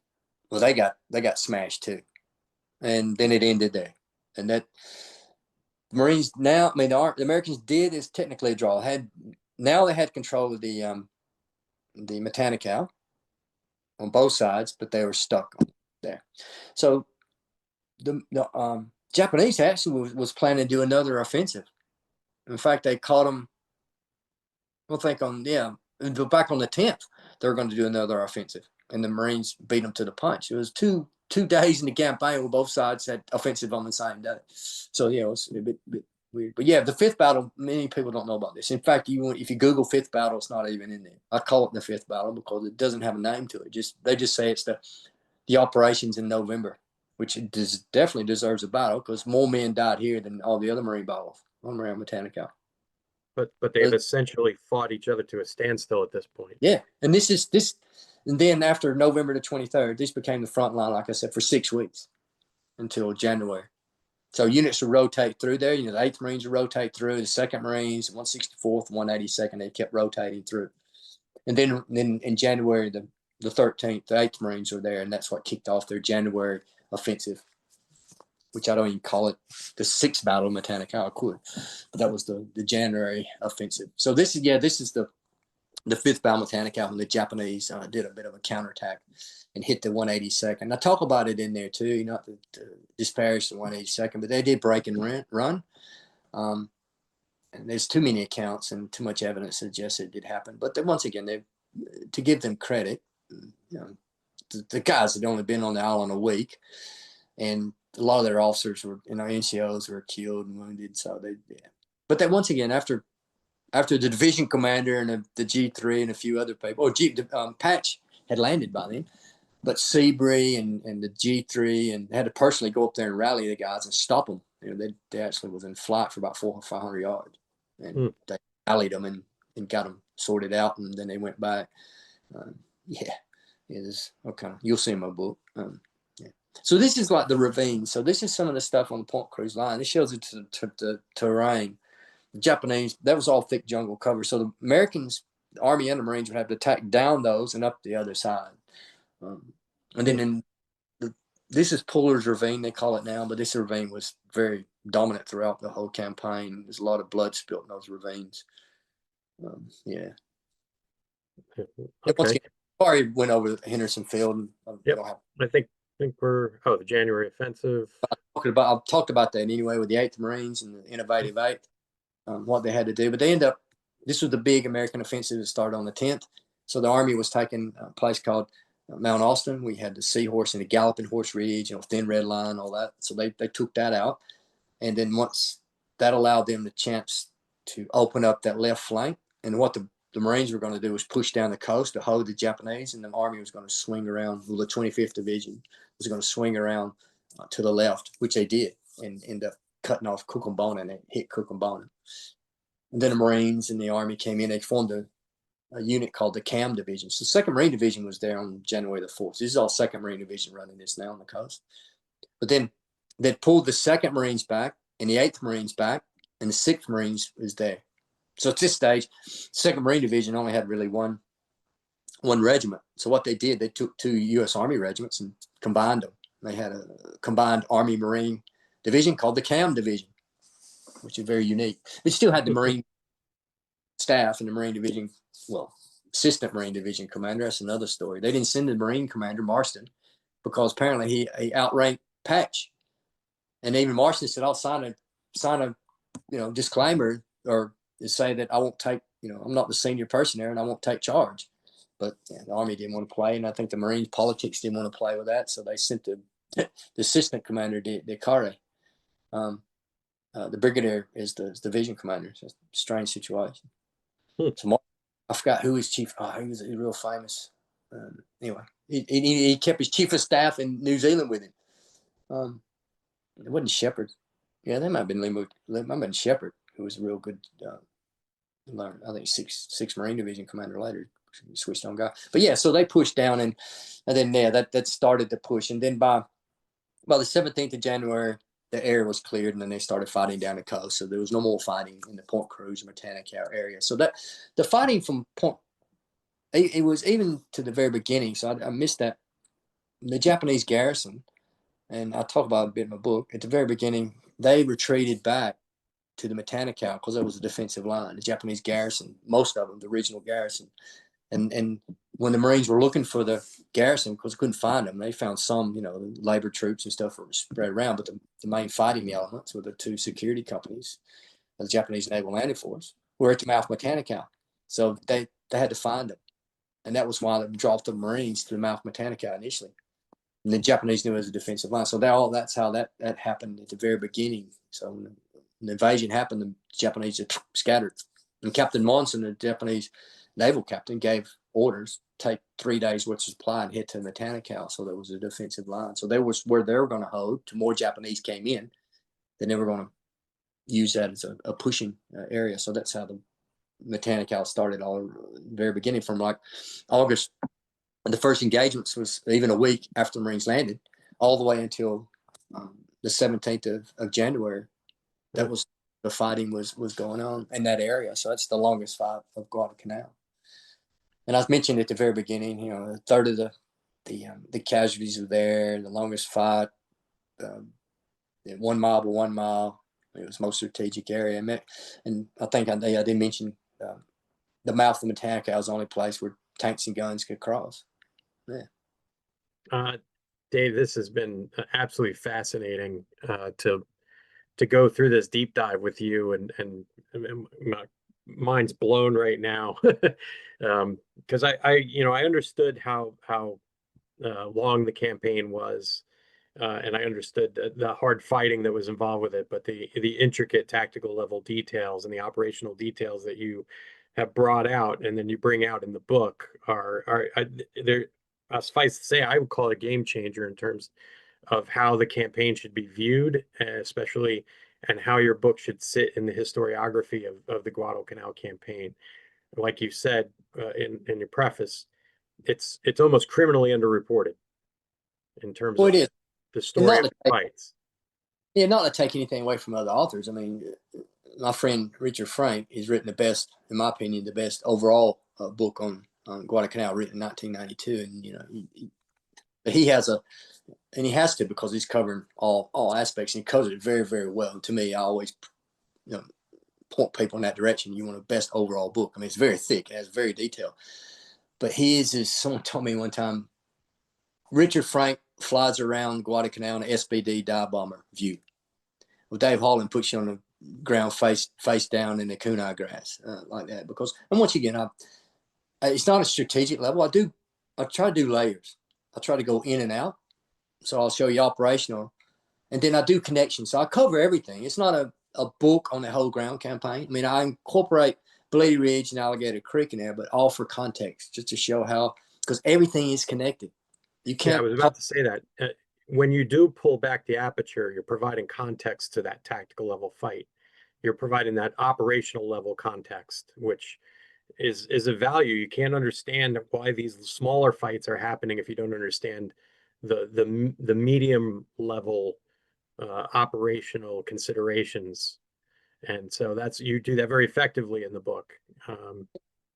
Thanks. Yeah, I'll try to go in and out and put myself in here. I'll try to write it what I would like, but and I try not to get too deep into too much details. And once again, I don't like to use, this unit took this hill and this unit moved left, but also I like to include it for is professional military education. So, for example, a young NCO or a young officer can grab the book, or even the senior officer, anyone can grab the book and use it for today's lessons, especially Guadalcanal. The lessons learned, logistics. But there was one point in there, I'll talk about the 27th of August, actions around Cucamonga with the 1st Battalion, 5th Marines. Now, and really, that's a great, I think, case study on about centralization and decentralization of command. That was where battalion commander was relieved in the field by by his regimental commander. I mean, this is the guy called Maxwell, battalion commander, and he was already in the bad books by Vandergriff. And at that stage, Vandergriff, when battalion commander called for the boats to get him out of there, Vandergriff apparently lost it in the command post, and Hunt was the regimental commander, one of his good friends, Leroy Hunt. And he says, "Go down there and relieve him now." So Hunt has to get the boat with a small security team, drive all and get all and land. And apparently, the way the eyewitness reports, the battalion commander sees him on the beach, sees all these Marines, or he rocks up, he sees the Marines in a semicircle on the beachhead. What the hell? And this gunnery sergeant walks up and he goes, "Where's your battalion commander?" The gunnery sergeant starts to say something. He goes, "I want your battalion commander here now." And he comes up, and apparently he stands at attention on the beach, and he says, "You're relieved, get in a boat." That's all he said. But that's it. He's gone. Because in the day one, once again, these are very brand new units. 1-5 lands. They're the first unit to land in day one. And they were supposed to turn right and advance and go to the airfield. By the time Vandergriff lands in the afternoon, 1-5 hadn't moved much. And Vandergriff says, he says in his memoirs, he goes, they thought that must have been the whole Japanese army in front of them. At one stage, Vandergriff and Ngechi gets in a Jeep and he drives to him and he goes, "What's going on?" He goes, "Oh, sir." And he goes, and they drive to the airfield. A few shots come. They drive out and look in the airfield, and he drives by and he says, "Get up there." The battalion commander doing a recce. So yeah, or sorry, division commander. So it's all. I think I actually go in parts of that in the book. I'm not going into too much detail, but I'll talk about that August the 27th battle. And the good thing about that, it was 2 missing Marines from that. They've just been identified. They were found a couple of years ago, but they've just now been officially identified from that. They dug them up. I think that people are really going to grab a hold of a lot of those stories that you tell, those very intricate stories that you've pulled out and added into the narrative. That's really where people are going to grasp this story. As much as the criticality of the fights, it's really those stories that are really going to capture people's imaginations as they read your book.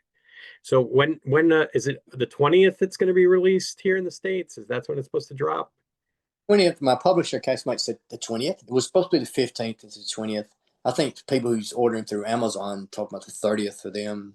But once again, you can order it from any online booksellers, or I'm pretty sure it's going to be in the bookstores too. But any popular ones, I mean, you got Barnes and Noble's, got Amazon, you got Thrift, you got Casemate directly from the publisher. Just Google Guadalcanal's longest fight, Dave R. Holland, and it just comes up with all these different options. The whole thing, and me being Australian, is just very pragmatic, trying to do signatures and book signings. This is all tentative. Potentially, I may be coming to the States. Maybe I don't want to come too cold, January, but even though I'm going down south, probably February. probably March. I'm looking at March time frame, potentially come to the States to try to do some promotion of the book. Well, I'm sure we'll see it on your socials, and I'll be glad to promote that for you as well when you're going to be in the States. So that'll And be great. Yeah, for any Australian and New Zealand listeners or viewers, I found out. I mean, you can buy it in Australia, but because of shipping costs, it's double the price. But I found out from a publisher a couple of weeks ago that they've signed or doing a deal with an Australian publisher, who've it looks like in March or April they're doing a paperback, and they're doing it in Australia. They're printing it in Australia for Australian New Zealand audience, and it'd be good for Solomon Islanders too, because they asked me. No, it'll be paperback, but once again, I can market it over here and actually take it to the Solomon Islands, because a lot of them asking for it, and it's very, very hard for them to get the book over there. Now, obviously, when you release a book, the first thing you're going to get asked, what's next for you, other than possibly coming over to the States? Anything on the horizon in terms of, you said you might author an article for Leatherneck or something else? Yeah, that. But once again, I'm actually, as of yesterday, other than the conclusion and the introduction, I finished my second book, and potentially probably will be through Casemate, maybe to another publisher. I mean, I like Casemate; they're good, but probably this time next year it'll be out. Once I wrote the first book, I've got all this material. And there's still stories that need to be told, and it's on the U.S. Army on Guadalcanal. It's the U.S. Army on Guadalcanal, but in saying that, I cover areas like the Battle of Coley Point, which is a very confusing battle, a very important battle. It's never really been delved in detail. It took me a long time to work that one out. I was very confused about, but it covers a lot of Marine actions in that, and that's where Puller was wounded. You got Hannikin, so there's a lot of Marines in there. And then it covers the 6th Marine Regiment, the CAM Division. But there's definitely a need for an Army book. There's only been one Army book written on specifically about the Army of Guadalcanal, and it's written by, it's ironic enough, by a Marine, Dr. John Miller. He wrote the official U.S. Army version, 1949. Because was it Green Books? Blue Books is World War I. The Green Book series is World War II. Green Book, U.S. Army. Yeah, he wrote the official history of Guadalcanal, the official history. Great maps in those, excellent maps, beautiful maps. But he wrote that, and that was 1949. There's been no other. I mean, there's been memoirs and other books relating to it. Thin Red Line it's a fictitious book, but basically you could say it's nonfiction because Jones was in the 2nd Battalion of 27th Regiment. But there's definitely a need for it. But what it allows me to do, then it expands on stuff that needed to be expanded on. And I think between the first book and the second book, you would have an overall real detailed study of the land campaign. Now, I haven't went into Alligator Creek and Bloody Ridge. There's reasons for that. I mean, I cover them, but not specific books, because there's been books written on Bloody Ridge. My friend William Barsh probably wrote the most definitive book on Alligator Creek called Victory Fever. I don't see how anyone can top that one, because he's interviewed all these veterans on both sides. But there's been a book written on that, been a book written on Bloody Ridge, been 2 or 3 on Bloody Ridge. There's never been anything in between. So I think the combination of these, but it's ready to go. I still got my maps to make, but to clean it up. But I've written a book. I finished it yesterday. Now I've got to work on conclusion and intro, and and all the other stuff involved in that. But because I thought, well, I have all the resources here, and as you know, once you start writing, I kind of get in a habit and groove, and I'm like, well, I'll just continue to push on with this. So this is kind of it for me right now. I'm going to take a bit of a breather. Of 2 straight Guadalcanal head, and yeah. Well, I definitely think you deserve it. But when you get some more free time, maybe we can get you back on to do myth busting for Pacific episodes 1 and 2 when you got some free time. Yeah, I'd love to, because there's quite a bit on that. I mean, Pacific's done it quite well, but then there's a lot of. Even when I see these shows, they go, "Oh, let's just talk about the Pacific and let's just critique it." I'm like, "You missing it, man. You missing it. You bring some good points. You're missing the whole thing. He's never been there." And especially the Barcelona, man. I don't know how many times I've spoken to my blue in my face. And once again, you get a legend, and then you get all the stuff wrapped around a legend. And Barcelona is probably the biggest misinformation. Once again, don't get me wrong, Barcelona more than deserves the medal. but there's a lot of freaking misinformation and what people believe. You know, he's wiped out a whole regiment. He fought for 3 days by himself, barefooted, using a machete, killing people, shooting a gun off the hip, wiping out a whole Japanese regiment of 3,000 men. You know, he was at Alligator Creek. He was at Bloody Ridge. You know, so what about Page? Who? Mitchell Page. I mean, have a Marine actually say, "Who's Mitchell Page?" Oh my God.